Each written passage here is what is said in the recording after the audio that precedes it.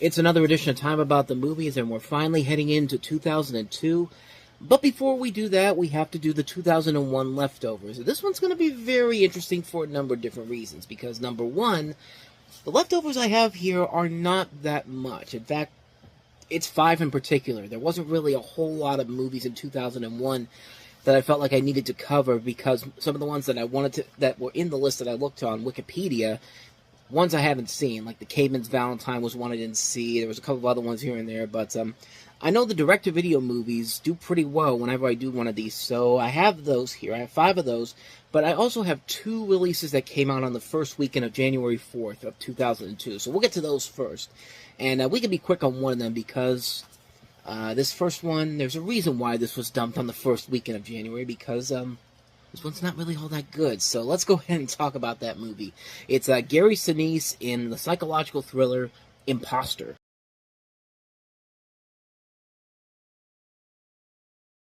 Based off of a story from the author of Total Recall and Blade Runner, Philip K. Dick. Imposter has Gary Sinise, Madeline Stowe, Vincent D'Onofrio, and Mekhi Phifer in a film where, at the time when the Earth has been at war with an alien force for over a decade, the latest work of Lauda government scientist Spencer Olem, played by Sinise, promises to save the planet, but suddenly Olem himself is accused of being an alien spy and is thrown headlong into a disorienting nightmare as a fugitive from the law. With blasts of adrenaline-fueled intensity, this futuristic thriller soars as Olem races to prove his identity to the world and himself in time to save mankind.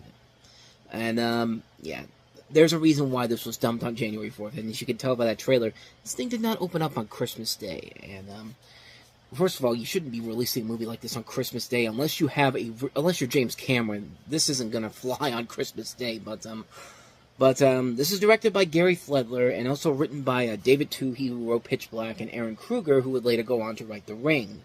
And despite a great cast involved in here, and despite the fact that it's based off of a Philip K. Dick story, it's not really all that interesting or all that exciting in general. In fact, Philip K. Dick would be the basis of another adaptation that came out later in the year, a far more successful movie with Minority Report, but we'll eventually get to that one when we get to the summer. But this... yeah, it's a boring movie. It's a dull film. The sci-fi aspects really are not that interesting. And like I said, it's one of those movies where it was clearly dumped on the first weekend of 2002 because there was nothing else there. They thought maybe they could sneak it in there, maybe they'd make some money off of it, and this thing crashed and burned big time. But then again, when you have a $40 million movie and you put all that money into this, you got to have a good story to work with here. And this one just did not. It's a forgettable film, and there really isn't a whole lot more I can say about it. It's a movie that I barely remember myself when I saw it, and from what I remember from it, not a whole lot of it stuck out with me. So yeah, not much more to say about that one. So we got that one out of the way. Now let's get to the good stuff here. Let's talk about the IMAX release of Disney's classic film, Beauty and the Beast.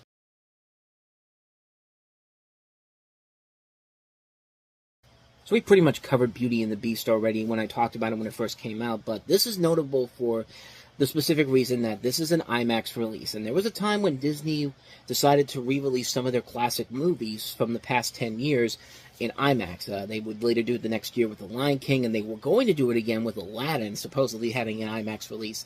But as you can tell from here, they restored it, remastered it for an IMAX theater experience, and they've actually added in a musical sequence that's in the Broadway show, but not in the regular movie, called Human Again.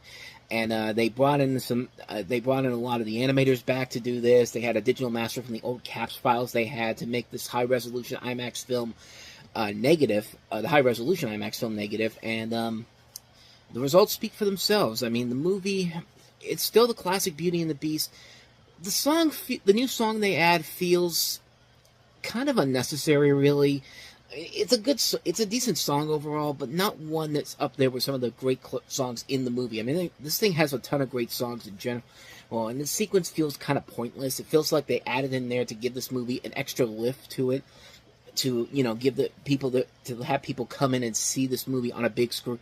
I mean, on a huge IMAX screen. Like, unfortunately, around here, we didn't have that big of an IMAX screen. If I wanted to see this movie that badly, we had to go all the way down to downtown Pittsburgh, because the Carnegie Science Center was the only place that had this IMAX theater where you can go see these movies.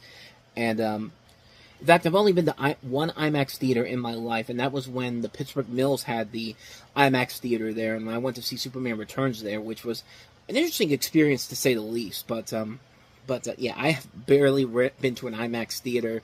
I think the closest I've been to that has been a Cinemark XD theater, and even that is just like, yeah, it's a big theater screen, but it pales in comparison to what IMAX can do. And but luckily, I have seen Beauty and the Beast on the big screen. They would have a 3D release about 11 years, almost 10 years, actually 10 years later. 2012 would be when the 3D release would happen. So I did get to see it on the big screen eventually. But as far as this version is concerned, the song isn't bad. It's just kind of unnecessary. It kind of drags into the movie very pointlessly. But then again, The Lion King had one too with the Morning Report, which I feel like is more pushed in there. I feel like that one was worse than this. This one just feels like it's kind of unnecessary, but it's not bad either. It's got nice animation to it. Like, honestly, I have more problems with the one that he did for The Lion King, but we'll let you get to that one when we open up 2003. But, you know, the movie's still the same. The classic Disney movie, still one of the best animated films of all time. Not much more to say about that one. So that's Beauty and the Beast, the IMAX release. And we'll start a little bit of a trend, because Disney would put movies out in IMAX for a little bit after the success of Fantasia 2000, and then this, and then Lion King, and then so on and so forth. But with that said, now let's finally get to the 2001 leftovers, and 5 here to look at. So let's start with the first one I have here, and that is Scooby-Doo and the Cyber Chase.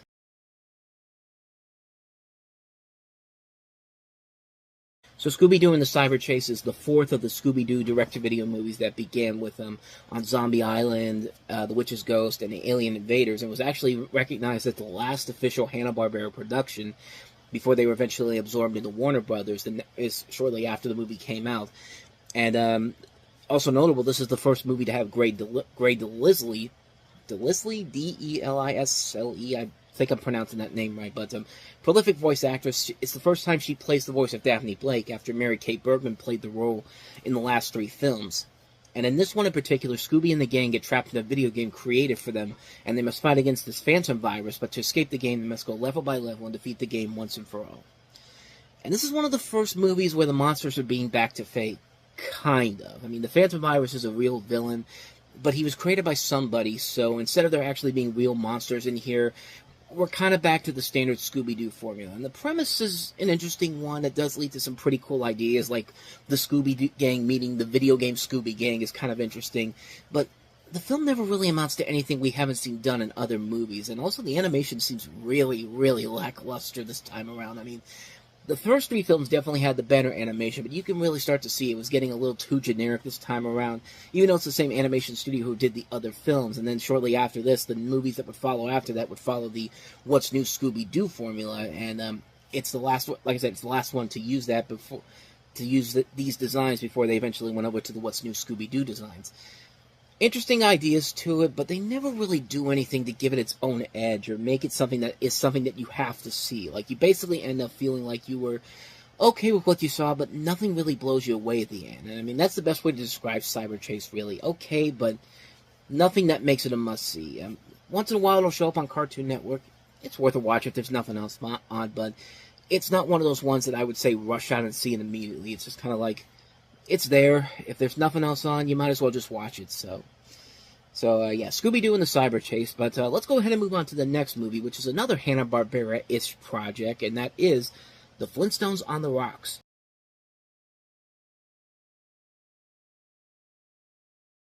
So this one premiered not too long after Scooby-Doo and the Cyber Chase came out, and this is very interesting because this is a hard movie to find. Like, you cannot find a high-definition copy of this movie as far as I'm aware of. It's been, over 20 years since this movie came out, but this is one that's been very, very hard to find in physical form. But this was made by the same people who gave us Dexter's Laboratory and the Powerpuff Girls. In fact, Chris Savino, who was one of the animators on the Powerpuff Girls, is one of the directors on it. And basically the storyline is that Fred and Wilma's marriage is in serious jeopardy, and Barney and Betty decide to help out by taking them on vacation to Acapulco for their anniversary. And This was kind of an attempt to recreate the more mature first and second seasons of the Flintstones rather than the more kid-friendly latter half of the series, even to the point where Pebbles and Bam Bam aren't even in this movie. And considering they got a lot of the same people who worked on Dexter's Lab and the Powerpuff Girls to put this together, it definitely shows, along with some of the original people who worked on the original series. There actually is this interesting meshing of the two different sides of animation. Like, you have the style of the old school mature animation combining with the new school animation that you can still tell is using adult style humor, but doing it in a very specific way where most kids watching this wouldn't even get half the references when they were younger and would figure it out later on down the road. And the final result is an interesting and surreal approach to such a beloved franchise like the Flintstones, and in a good way too. Sometimes the animation can look really, really good. I mean, the same style of animation from Dexter and Powerpuff Girls works surprisingly well for this universe. There's even a really good stop-motion sequence that still holds up even by today's standards. And on top of that, you got a great voice cast. Jeff Bergman, once again, as Fred. Tress MacNeille as Wilma. Kevin Michael Richardson as Barney. Gray DeLiz... I keep pronouncing this name wrong, and I don't know if I'm getting... DeLizel? Maybe it's DeLizel. Gray DeLizel as Betty. They're doing a pretty good job of filling those roles and giving their own unique performances to them. Like, Tress MacNeille is such a dead ringer for Jean Vanderply as Wilma. Like, I was amazed at how close she was to that role. Like, and a lot of these people would play the same roles again in the next Flintstones animated movie they would do with the WWE of all things, which is surprisingly pretty good too. I was actually really surprised at how much I enjoyed that one, but the humor is pretty good here for the most part. It does a good job of balancing the humorous elements with the more serious and emotion-driven moments, specifically with the scenes with Fred and Wilma having to focus on repairing their troubled marriage. And obviously, you want to root for them to get it back on track. And they do a good job of explaining both the pros and cons of the relationship, and it does lead to a nice little conclusion at the end. But like I said, the saddest thing about the movie is that it's hard to find a copy of this movie anywhere. It's not available on DVD or Blu-ray. It doesn't have a home release, not even a Warner Archive exclusive. And it's a shame because it's one of those ones that I really think should get some kind of physical copy or a way to watch this movie because it's a really good film. Now, as far as I know, there isn't one. Maybe there's one on like Amazon Prime or something that I just don't know of, or maybe even on Tubi where you can watch the Flintstones on there.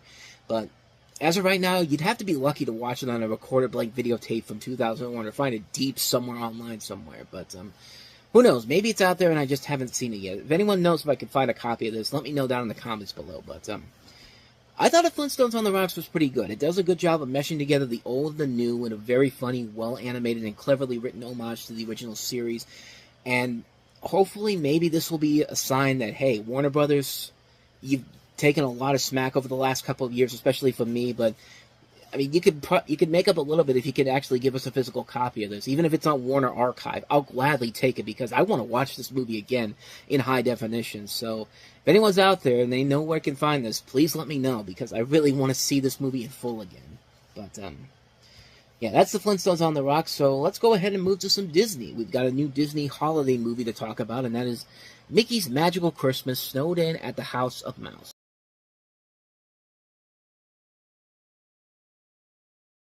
So this is the first of two movies based off of the Disney series that they had at the time, The House of Mouse, with everybody from the Disney Animation Library all together. They go to Mickey Mouse has a nightclub, and Mickey, Minnie, Donald, Daisy, Goofy, all of them run it, and you see all these great the classic library of Disney characters there watching a show and watching classic cartoons. And basically, the storyline is that everyone's snowed in at the House of Mouse. Mickey suggests they throw their own Christmas party, and everyone is happy except for Donald, who just isn't in the Christmas spirit. So Mickey shows a series of cartoons that shows just what Christmas is all about. And, I mean, it's really just a compilation film, really, because most of the stuff is from the Mickey Mouse Works TV series. There's two classic cartoons. There's Pluto's Christmas Tree, and then they show Mickey's Christmas Carol in full. And this was actually one of two compilation movies that came out on the same day. Recess had a Christmas movie as well, and I was going to bring that up as well, but I figured I might as well just talk about it here because there's not really much more to say about that one except that it's basically the same thing, a compilation film with like classic Recess episodes, and then they show the Christmas episode in there. I mean, it's pretty much the same thing as this, and yeah, it seems kind of pointless, but at the same time, there are moments where it does hold up nicely. I mean, yeah, half the time you're watching classic Mickey Mouse cartoons, but at the same time, they're good Mickey Mouse cartoons. Like, Like, I really like the Nutcracker one cartoon they have in here. I like the fact that they have Pluto's Christmas Tree in here, as well as Mickey's Christmas Carol.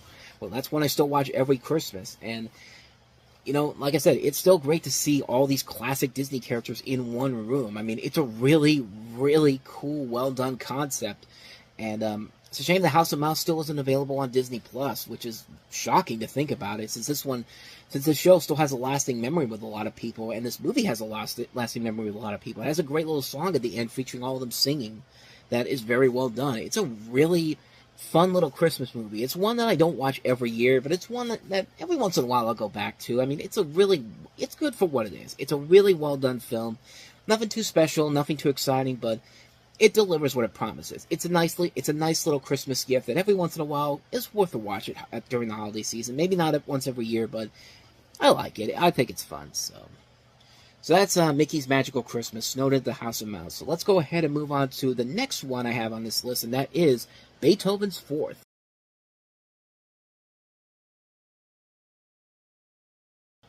It's basically Prince and the Pauper meets Beethoven. I mean, literally the plot is the family is pleasantly surprised and puzzled when Beethoven suddenly becomes obedient. Turns out it's a Prince and the Pauper scenario where the real Beethoven is now living with a pompous, rich family. And it's literally so predictable that by the end of it, nobody even figures out that these two dogs were completely different.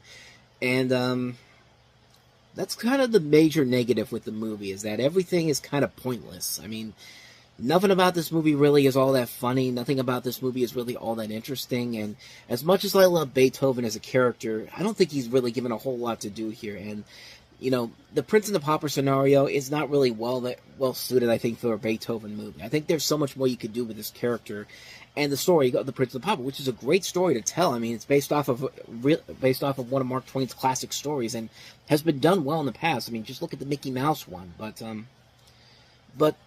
this, it just feels kind of like they had to make it because the last one was an unexpected success, and Universal sees a lot of potential in Beethoven, and this is not the last time we'd see Beethoven in a movie like this, because there's still 4 more movies after this, if I'm not mistaken. Yeah, there's still 4 more movies after this. This has just as many sequels as The Land Before Time, except Land Before Time is much more than that, which, come to think of it, I don't know why I've never spotlighted the Land Before Time movies, but maybe that's something to think about for the future. But yeah, this movie, I don't know. As much as I love Beethoven, this feels like much of a stretch, and there's a good idea with the Prince and the Pauper concept, but they never really do anything that funny with it, unfortunately. So hard pass on that one. Even though I like Beethoven, I've seen him in so much better films, though. But let's go ahead and wrap this episode up by taking a look at the last film on the list here, and that is Pokemon Mewtwo Returns.